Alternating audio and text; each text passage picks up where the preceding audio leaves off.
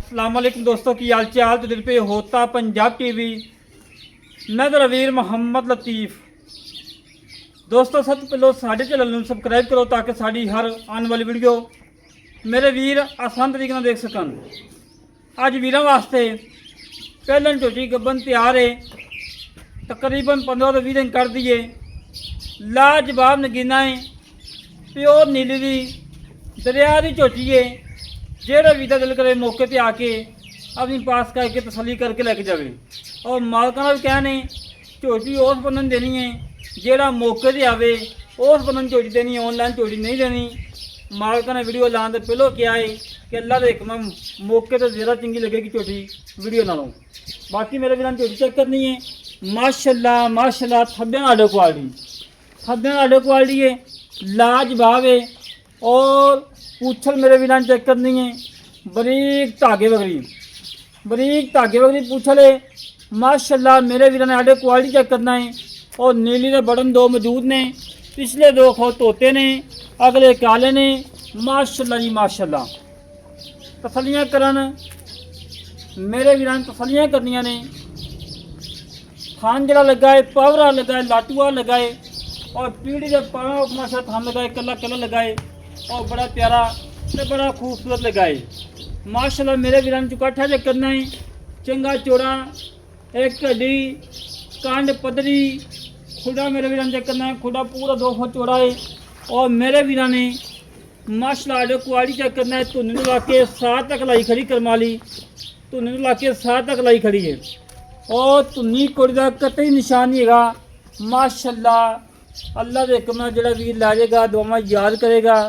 झोटी का कद छोटा हो, दरमियाना हो, आन जान का खर्चा करा देवांगे। जे कद फुल हो तो झोटी लै जान। बाकी पशम मेरे वीर चेक करनी है। पूरे जिसम के उत्ते 4 तरह की पशम है। अख बिल्ली नगदी सिवर बल्ब अख माजदी पई है। और खब्बा सिंह मोड़िया है, मोड़ के काठा लाई खड़ी है। माशाल्लाह पूछ इस तरीके जिमें डोर होंदी है और चमड़ी इस तरीके जिमें टिशू पेपर होंदा है। माशाल्लाह और नीली के बटन 2 मौजूद ने। माशाल्लाह नीली के बटन मेरे वीर चेक करने ने कि वाजिया नज़र आ रहे ने। ये नहीं कि हमें लोगों में गल्लां कह दिए। जोड़ा काम करना अल्लाह के काम हकीकत करना है, साफ सुथरा करना है, अच्छा करना, क्वालिटी वाला करना है। पिछों पूरी माझे, अगों वेखिए साल की कट्टी लगती है। और माशाल्लाह कांड पदरी, पशम चंगी, किंगरी वाला सिंह। माशाल्लाह विरला पूरियां हर पासों ही अल्लाह के हुक्म नगीना है। अज का नगीना, अज का हीरा जेड़ा वीर लैके जाएगा इंशाल्लाह दुआवां याद करेगा। और बिल्कुल घरेलू है, किसी व्यापारी को नहीं, किसी खिलाड़ी को नहीं, बिल्कुल घर दे खड़ी है। तसलियाँ करा मेरे वीर। चमड़ी माशाल्लाह बिल्कुल टिशू पेपर है। और चारे खुर घोड़े समोख गोल खोदने, बाहर टुरन फिरन वाली झोटी माशाल्लाह। और थल्ले वाली साइड तो बुल सफैद है, बिल्ली अख है, नरजी सिवर बल्ब अख माशाल्लाह। और मेरे वीर ने चुकाठा चेक करना है। माशाल्लाह चंगा चौड़ा, कांड बलातना गाँव अख पदरी उत्ते कमा नहीं है। और अल्लाह के हुक्म जेड़ा वीर शौकीन ने, शिकारी ने, जेड़ा वीर समझदा है कि सोने का रेल और सोना सुनहरा जानता है, अल्लाह के हुक्म भी झोटी शिकारी लवेगा और शौका लवेगा इंशाल्लाह। शौकरियाँ वंगा ने अल्लाह के हुक्म नाल। मेरे वीर धौन चेक करनी जिमें हरनी वाखू लम्मी, अख माशाल्लाह नरजी सिवर बल्ब अख माजदी पई है। और मेरे वीर ने बूथी चेक करनी है, बिल्कुल छोटी जी 6 माह की कट्टी वाखू बूथी है।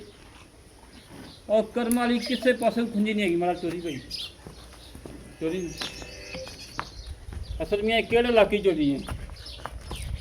खाद दरिया की झोटी पाई है। खाद दरिया की घर की मुंडी ओ हैं अपनी जू भी नीली बारदी है, मझ भी अपनी नीली बारदी है। माशाल्लाह मुंह दी सील सागे सलियां कर लेंदे। लंबाइयां चेक कराओ माशाल्लाह। लंबाई चेक करनी मेरे वीर ने, चौड़ाई चेक करनी है।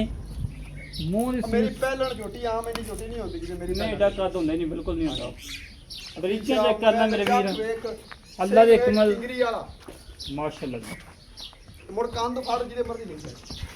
कंध लगी करमाली, कंध फड़ के पौंद दरियाओं पार ला जाओ। करमाली दी लत फिर नहीं लाना है। मेरी झोटी मेरे वीर ने तसलियां करनियां ने। जानवर टोदा फिरदा चेक करना है।